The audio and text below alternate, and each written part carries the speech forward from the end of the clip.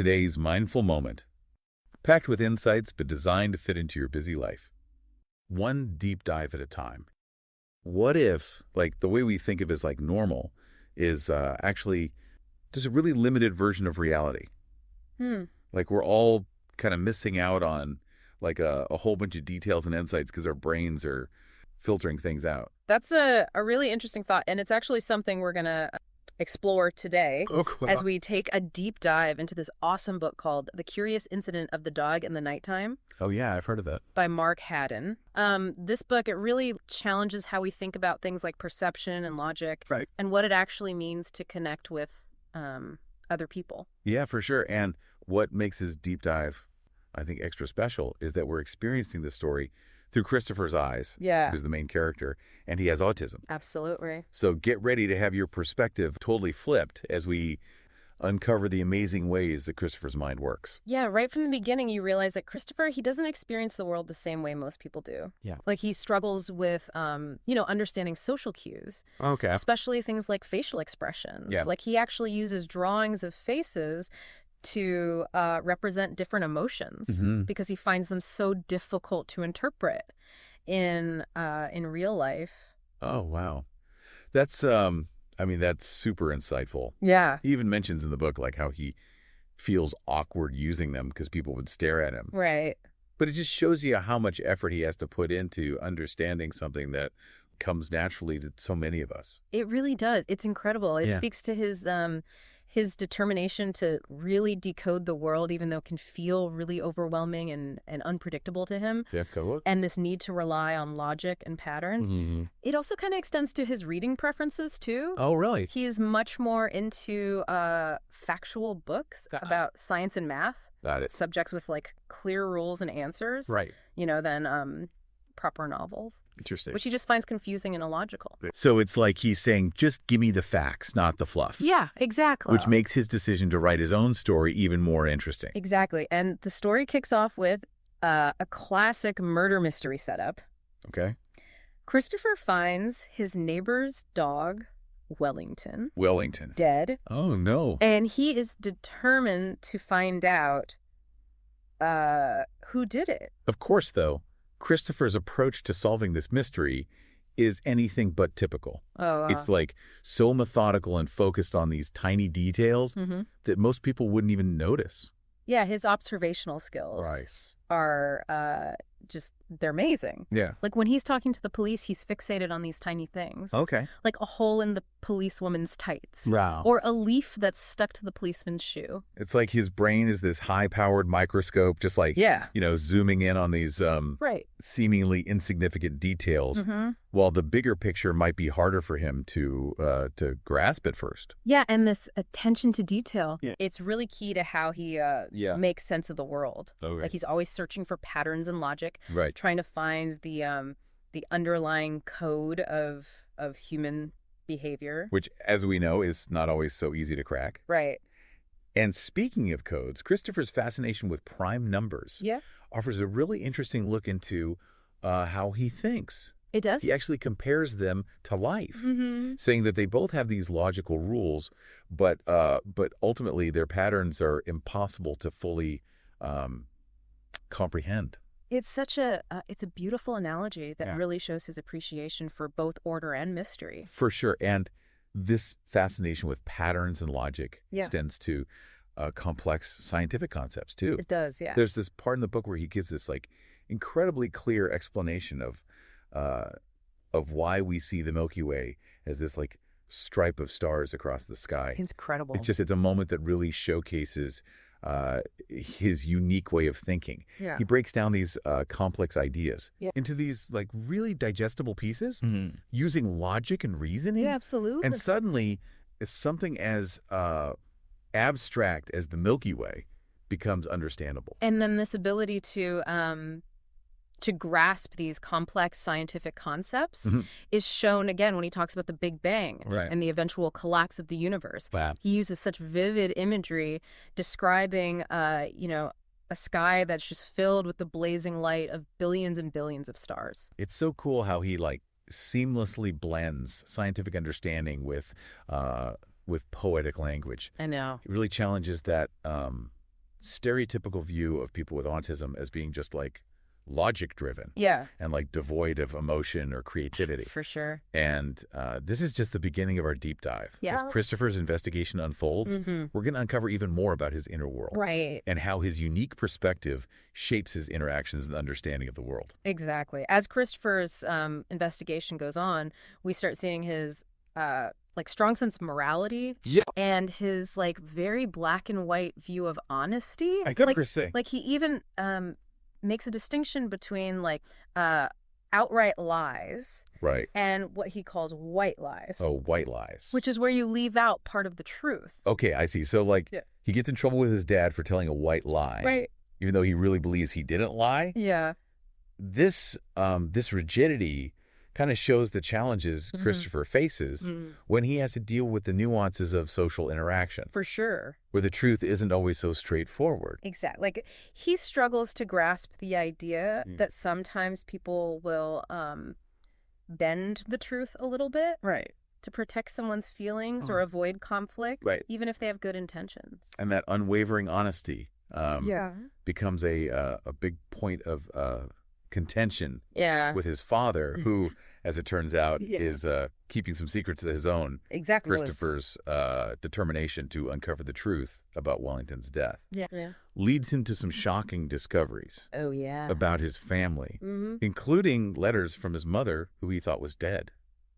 It's a big moment in the story. Yeah. Because it makes Christopher face the fact that even the people closest to him are capable of, deception. It's it's got to be hard for him. Yeah. Given his view on honesty. Absolutely. And this unraveling of family secrets, it brings up some really complex themes about communication and memory and the impact of, even well-intentioned lies. It's sad to see how Christopher tries to deal with these revelations. It is. Especially because of his strong aversion to lies. Yeah.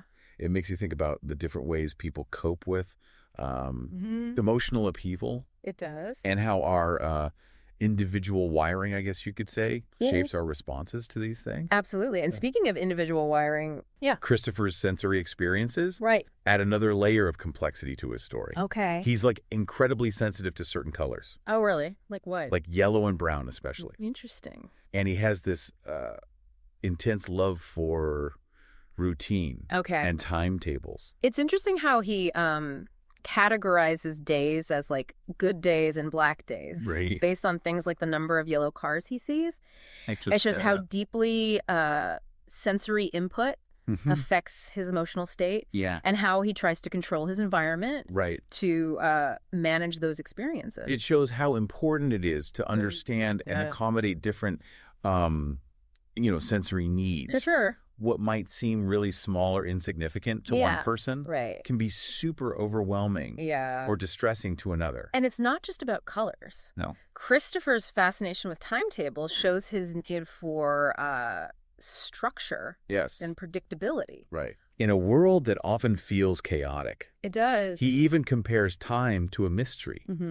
This intangible thing that's impossible to fully grasp. It makes you stop and think about our own relationship with time. We often just take it for granted. Right. But Christopher's observations, Yeah. they make us look the ways we experience and measure Right. this ever-shifting concept. He makes this point about how Yeah. time, unlike space, Mhm. can't be mapped Right. because it's constantly in flux. That's always changing. Yeah, it's this ever-evolving relationship between how things change. Yeah. Which I found really interesting. It explains why he relies on timetables so much. They give him a sense of order and control in a world that can feel really abstract and unpredictable. Exactly. And it's that need for control Yes. that makes him decide to run away to London Right. to find his mother after he finds out the truth about her. It's a journey that's full of challenges for him. Yeah. Especially navigating the sensory overload of the London Underground. Oh, wow, I bet. He talks about feeling bombarded by the crowds and the noise and the bright lights. Yeah. It's just pure sensory overload. Wow. And he even says he feels like he's going to crash. Oh, no. Which is how he describes those moments when his brain feels like it just can't process any more information. Yeah. It's intense. Yeah. But even then, we see Christopher's amazing resilience shine through. So he perseveres. Oh, he does. Even with all the anxieties and challenges. He uses logic and problem-solving skills. Okay. And just pure determination to overcome all these obstacles. So cool. And he eventually reunites with his mother. It's inspiring to see him keep going. It is. Despite all the anxieties and challenges. It makes you realize that resilience can have lots of different forms. For sure. And sometimes the most unexpected approaches are the best ones. And even though Christopher reuniting with his mother doesn't, like, magically solve everything, it's still a turning point in his journey. It is. He faced uncomfortable truths, challenged his own limits, and found a way to make his own path. It's awesome. His story shows the power of embracing individuality and recognizing that normal is it's subjective. Totally. It really challenges us to rethink our assumptions about what makes someone intelligent or successful or happy. For sure. And to appreciate the many ways people experience and interact with the world. It's a powerful reminder that there's always more than meets the eye. And that sometimes the most profound lessons come from people who see the world differently. Totally. Okay, so as we get to the end of our deep dive, let's zoom out for a second and consider the bigger picture here. Like, what does Christopher's story teach us about ourselves and the world around us? I think one of the biggest takeaways for me is how important empathy and understanding are Christopher's experiences.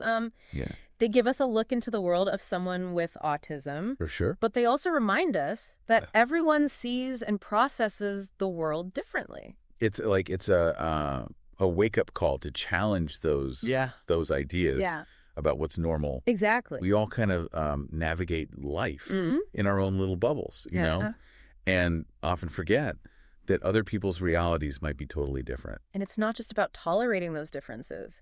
It's about really trying to understand them and creating a world that's more inclusive and accessible for everyone. I mean, imagine what we could do if we like really harness the power of neurodiversity.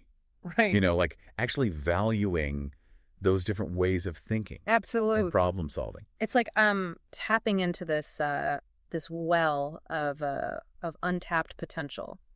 We always talk about thinking outside the box. Yeah. But Christopher's mind is the box. Right. And it's full of these like unique insights and connections that most of us wouldn't even think of. If we can shift our perspective and see those differences not as limitations but as strengths, we open ourselves up to so much more. Christopher's story really shows the power of embracing individuality. Absolutely. And recognizing that our differences are what make us human. Totally. Okay, before we wrap up, though, I want to go back to something we were talking about earlier. That idea of AI helping us analyze information and find deeper meaning. I remember. I'm thinking about that YouTube channel, Mindful Moments. Right. I bet it would have a field day with this book. Well, you know, uncovering all these hidden gems and connecting the dots in all these interesting ways. It's amazing how technology can make us understand even, you know, the most personal and nuanced stories better. Yeah, like it's like having this digital companion, you know, guiding us through all the layers of meaning and helping us have those aha moments. It really makes you wonder about the future of learning and how we can use things like mindful moments to learn more about the world and ourselves. But I think it ultimately comes back to us, the readers and listeners, to really engage with those insights and apply them to our own lives. Absolutely. So as we finish this deep dive, let's hear from you. Okay. What resonated most with you about Christopher's story? What assumptions did it challenge for you, and what insights will you take with you? I'm really interested to hear your thoughts. Yeah, share them in the comments below. Definitely. And don't forget to subscribe to the deep dive for more mind-expanding content. And remember, knowledge is power. But critical thinking is the key. If you want to explore Christopher's world for yourself, you can buy a copy of The Curious Incident of the Dog in the Nighttime. using the link in the show notes. And for even more cool AI-powered analysis of audiobooks, make sure to check out the Mindful Moments YouTube channel. Also linked in the show notes. Thanks for joining us on this journey of discovery.